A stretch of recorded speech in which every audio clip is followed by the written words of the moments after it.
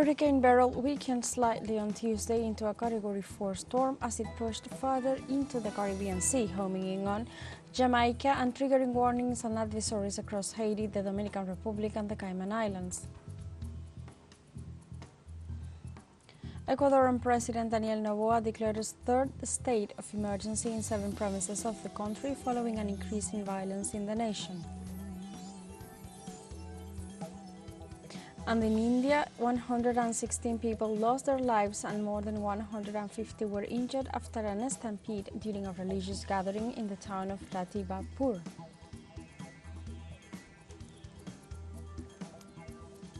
Hello and welcome to From the South. I'm Alejandra Garcia from teleSUR Studios in Havana, Cuba. We begin with the news.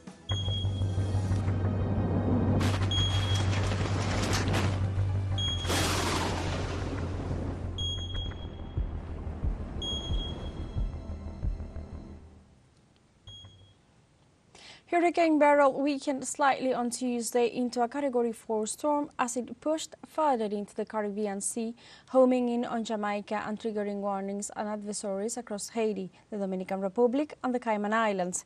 Beryl made landfall on Carriacou Island in Grenada as a Category 4 on Monday with 150 km/h winds, causing at least 3 deaths and devastating Grenada and St. Vincent and the Grenadines. The storm then regained strength over the Caribbean Sea, and on Monday night it became the earliest Category 5 hurricane on record.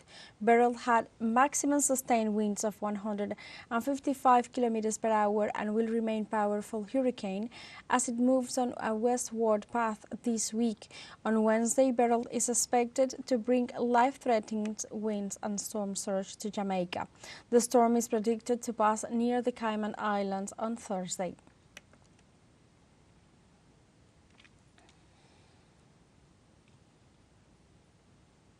As the storm also approaches Haiti, the United Nations spokesman Stéphane Dujarric stated the organization is taking measures to assess the country and provide assistance to the Caribbean nation. UN agencies are, of course, standing ready to assist and have already taken anticipatory measures. For example, the World Food Programme in Haiti is preparing to assist local authorities if the need arises. Immediate assistance would be in the form of locally sourced hot meals and distribution of high-energy biscuits, followed by food distribution and cash-based assistance. The hurricane season, which started on June 1st and runs through the end of November, could aggravate the living conditions of millions of Haitians who are already caught in a complex humanitarian crisis, as you know, marked by violence, food insecurity, and poor access to the most basic of social services. The government of St. Vincent and the Grenadines has issued a statement on the visit of Prime Minister Ralph Gonsalves to the Union Island in the aftermath of Hurricane Beryl.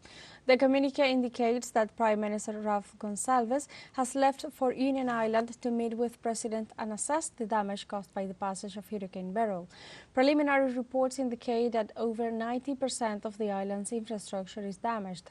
Earlier today, a team of officials headed by the National Emergency Management Organization left for Union Island carrying immediate relief supplies to residents. The team comprised personnel from health, the security services, social protection, as well as BRAXA, who will conduct an initial assessment of needs and damage on the island. Finally, it is stated that security personnel will be dispatched to Union Island, Mayro, and Canoan within the next 24 hours. In Venezuela, heavy rains and floods associated with Hurricane Beryl have affected the state of Sucre following the flooding of the Manzanares River. In this regard, the sectoral vice president for citizen security, Remigio Ceballos, reported that in the municipality of Manzanares, 2 people died and 5 people are missing. Ceballos emphasized that the efforts will be directed towards guaranteeing medical attention, the supply of food, drinking water, medicines, and household goods to the affected families. As the hurricane continues to wreak havoc in the Caribbean and north of Venezuela in the state of Sucre, there are currently a total of 6 communities that have been reportedly affected by heavy rains and flooding.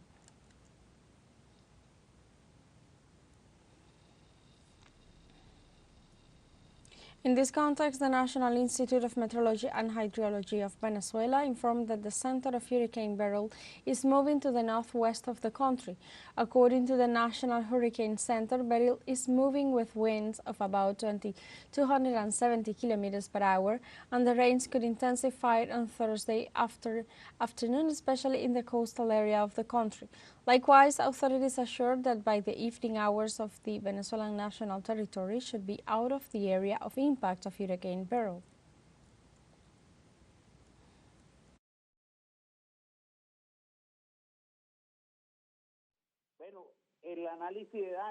Well, the damage analysis, damage assessment, needs analysis we have been doing so far. We can unfortunately say that we have 2 people dead,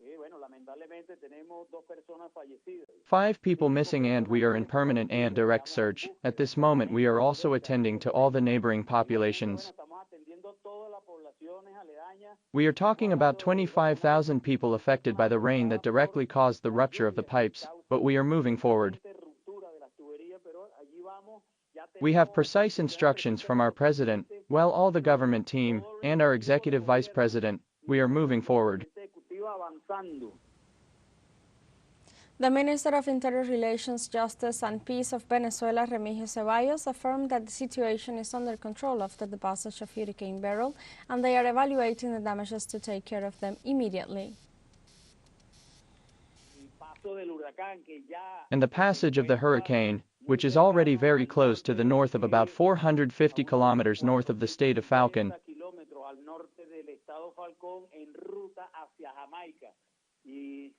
on the way to Jamaica, and continues as a Category 5 towards Central America. That is to say that the hurricane has left atmospheric instability,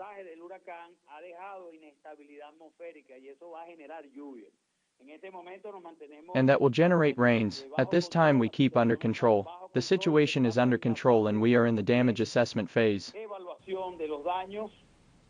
The President of Venezuela, Nicolás Maduro, expressed his solidarity and support to the affected areas throughout the country due to the heavy rains caused by the passage of Hurricane Beryl in the state of Sucre. In his account on the social network X, the Venezuelan president announced that since early morning he was in contact with the governor, mayor and other authorities attending to emergencies derived from the heavy rainfall caused by the passage of Hurricane Beryl that affected Cumanacoa in the state of Sucre. The Venezuelan head of state follows by offering all his support and solidarity. Maduro finished by ensuring that the security and rescue forces were active and alert in the most affected areas to serve the people in real time and in a timely manner.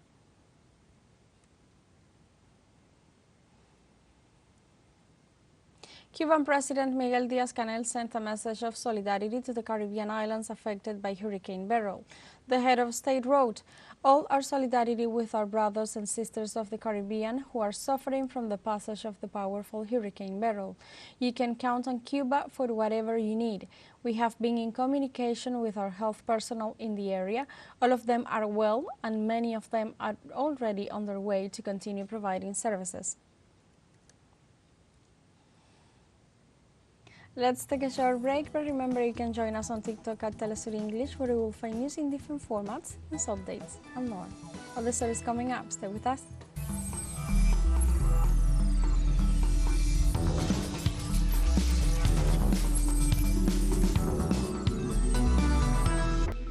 Welcome back. Ecuadorian President Daniel Noboa declared a third state of emergency in 7 provinces of the country following an increase in violence in the nation. The executive decision aims to keep the military on the streets in the most violent areas of the country. However, experts warn that the militarization will not be of much use if social measures are not adopted to reduce inequality, and assured that there are growing concerns about the excessive use of force in the fight against criminal groups. The decree enters into force immediately, but its future existence depends on the court's decision, which will be announced in the next few days.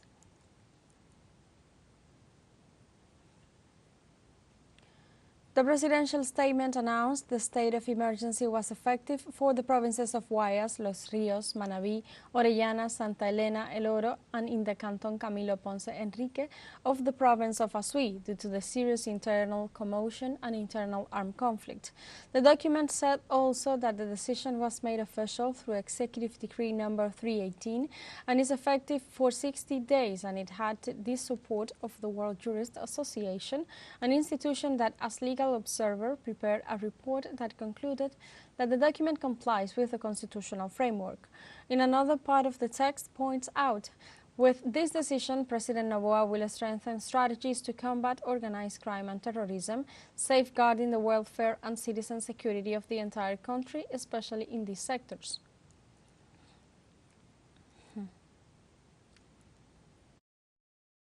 Peruvian justice installs second day of the oral trial against Keiko Fujimori, where the arguments of the prosecution and others investigated in the cocktails case are presented.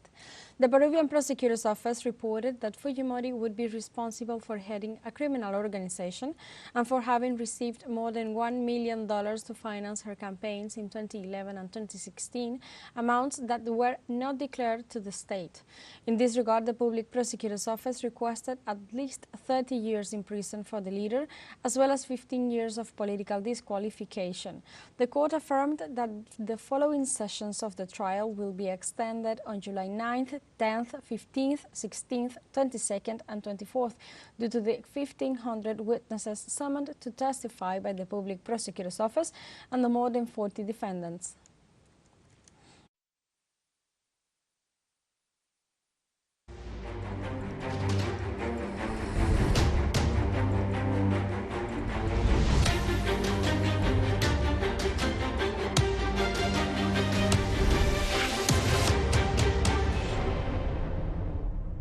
The Israeli army acknowledged that at least 44 of its troops were wounded between Sunday and Monday amid intensified fighting in the Gaza Strip.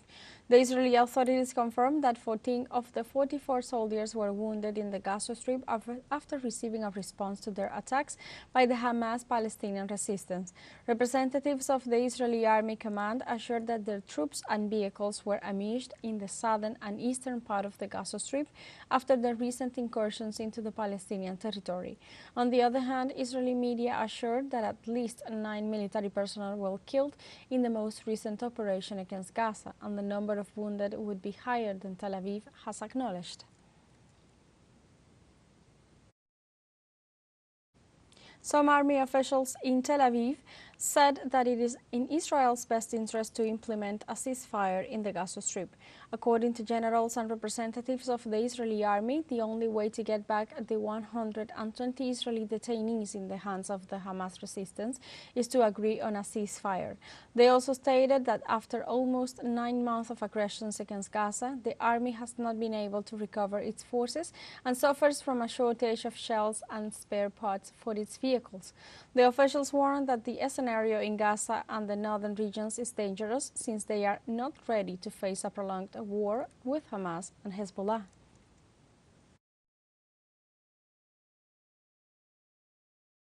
In Yemen, Western forces failed to gain control of the Red Sea after Houthi forces announced their operation against Israel vessels in the region. The armed forces of Yemen maintained their control in the Gulf of Aden and the Red Sea, despite the United States, the United Kingdom, and Europe trying to stop the Yemeni operation. After 6 months, global transport has adapted to the rules established by the resistance in the Red Sea, diverting the vessels destined to support Israel and providing it with supplies. Experts warned that the operation in the Red Sea has revealed the inability of the Western forces to cope with the Houthi forces, which have proven their effectiveness, affecting the economy of the world powers and the supply line to Israel.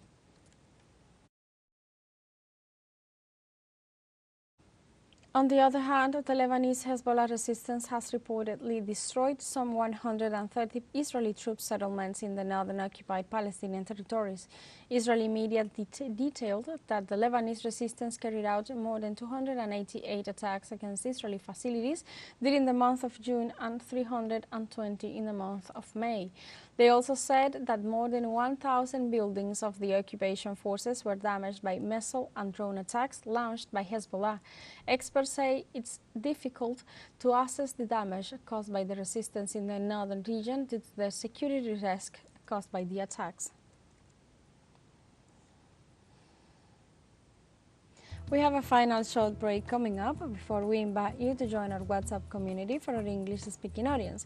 You can scan the QR code on screen to join directly and share the link to reach more people. Constant news coverage of Latin America and the Caribbean, as well as the rest of the world. Final short break, don't go away.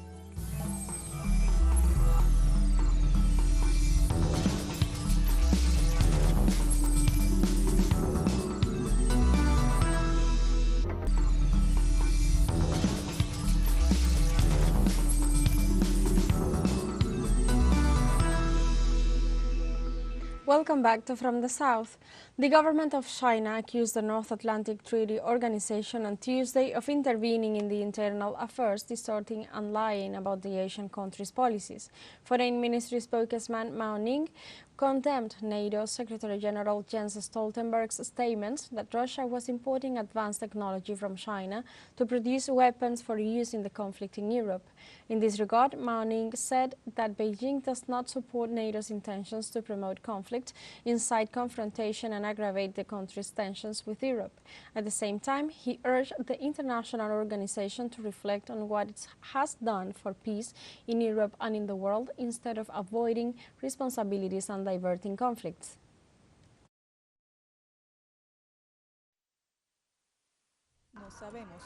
We don't know what the values of NATO are.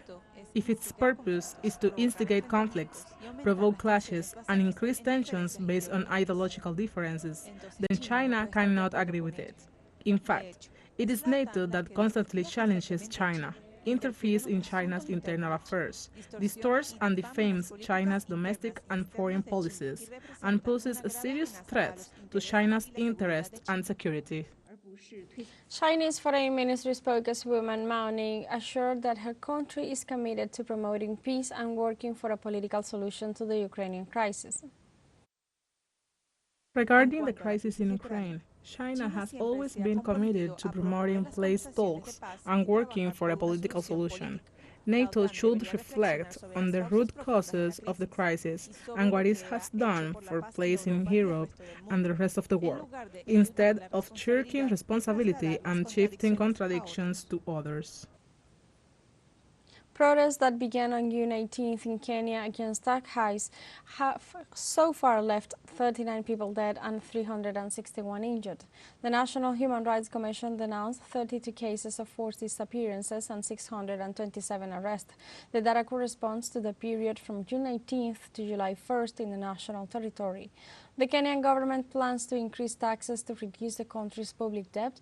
The announcement triggered a series of protests, including the storming of parliament, which stopped the executive from signing the law for the time being.